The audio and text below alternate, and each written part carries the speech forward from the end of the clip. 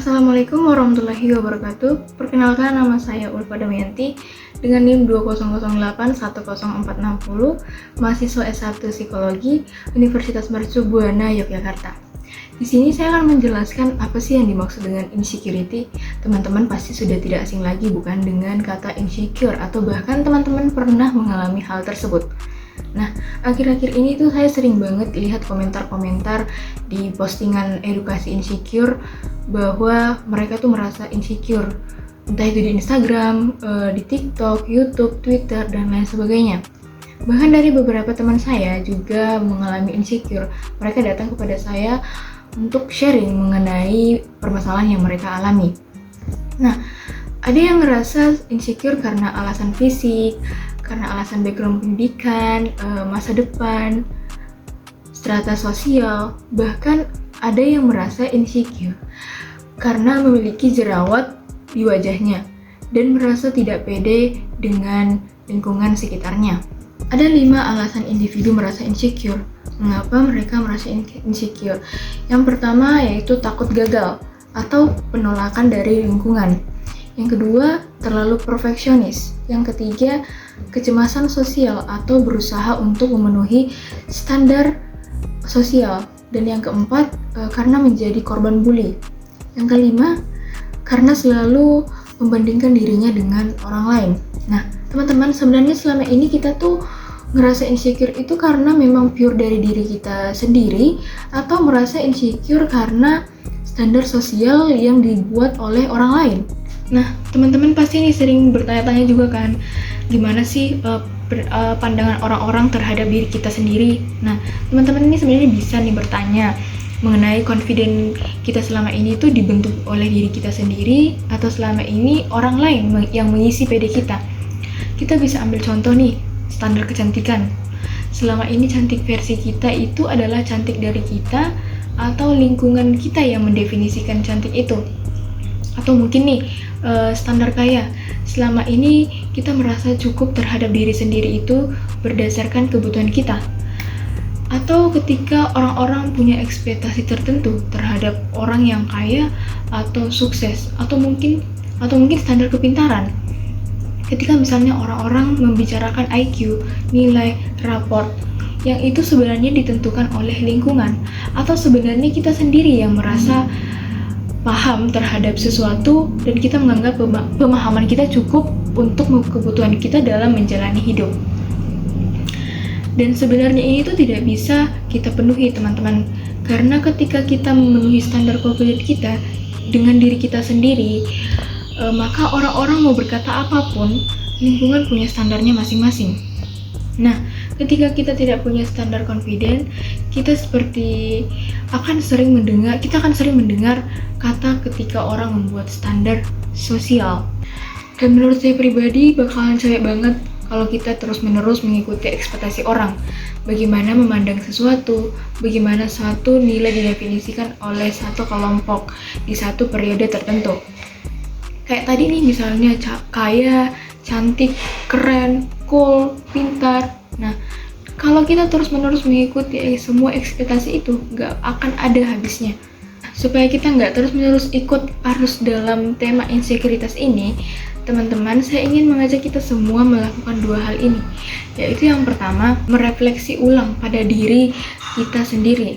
Yang sebenarnya insecure kita ini berasal dari diri kita sendiri, atau dengan kita ngikutin mau orang atau keinginan orang lain. Kita ngikutin standar sosial, kita ngikutin ekspektasi orang terhadap kita. Kita terus berusaha untuk memenuhi pandangan sosial tentang satu hal, tentang satu nilai tertentu. Nah, yang kedua yaitu sudut pandang positif insecure. Ketika semua orang melihat insekuritas ini sebagai satu hal yang negatif, saya ingin mengajak teman-teman untuk melihat insecure ini dari sudut pandang yang positif. Insecure tuh sebenarnya bagus, teman-teman. Apalagi kalau dilihat untuk perkembangan diri sendiri. Teman-teman bayangin nih, orang yang mengenal dirinya sendiri, tahu kekurangannya apa, tahu di mana batas kalau melakukan segala sesuatu, itu tuh adalah mereka yang tahu sekiranya dalam waktu kurun tertentu hal apa aja atau skill apa aja, kemampuan apa yang harus mereka tingkatin lagi, yang harus dipelajari lagi. Contoh nih, saya sendiri, saya nggak begitu pandai dalam hal berkomunikasi dengan orang lain. Skill komunikasi saya dengan sosial bisa dikatakan cukup buruk. Nah, maka dari itu saya akan berusaha atau mengasah kembali bagaimana saya harus belajar berkomunikasi dengan baik kepada lingkungan sosial saya. Otomatis dengan hal ini akan memacu diri saya sendiri untuk terus berusaha dan belajar untuk meningkatkan skill komunikasi saya. Nah, teman-teman bayangin nih, kalau kita tidak tahu kekurangan kita apa, dari mana kita tahu hal apa yang harus kita improve, hal apa aja yang harus kita pelajari, benar nggak sih? Maka dari itu, sangat penting bagi kita untuk dikelilingi oleh orang-orang yang mau ngasih tahu kekurangan kita, termasuk kelebihan kita. Kalau kata orang tua nih, mereka yang mengkritik kita bisa jadi adalah orang yang ingin melihat kemajuan kita di masa depan. Tapi orang-orang yang terlalu memuji kita setiap hari bisa jadi adalah orang yang membuat kita diam di tempat. Kenapa? Karena kita nggak tahu hal apa yang harus kita improve atau hal apa yang harus kita pelajari dan kita perbaiki. Yang pertama adalah penerimaan. Menerima apa adanya kita, yang masih bisa kita ubah. Yang tidak bisa kita ubah, itu adalah anugerah dari Tuhan yang kita syukuri. Penerimaan diri sendiri adalah awal kita memulai mengenal siapa kita, kelebihan, dan kekurangan kita. Yang kedua adalah fokus pada kelebihan kita saja. Setiap manusia pasti ada kelebihan dan kekurangannya. Gak mungkin kan kita sebagai manusia memiliki segala kelebihan. Kalau kelebihan yang namanya malaikat, bener gak sih? Nah, setiap manusia ada lebih, ada kurangnya. Yang kurang kita terima, kita improve untuk hal-hal yang masih bisa kita improve. Kita fokus pada kelebihan hal apa yang menjadi kekuatan kita. Dan ini akan membuat kita menjadi lebih bersyukur dengan siapa kita sebenarnya. Bersyukur dengan apa yang kita punya. Mungkin selama ini kita insecure dengan kondisi keluarga kita secara finansial. Teman-teman, jadi kita harus bersyukur. Karena di luar sana tuh masih banyak teman-teman kita yang lahir ke dunia ini tidak kenal dengan orang tuanya.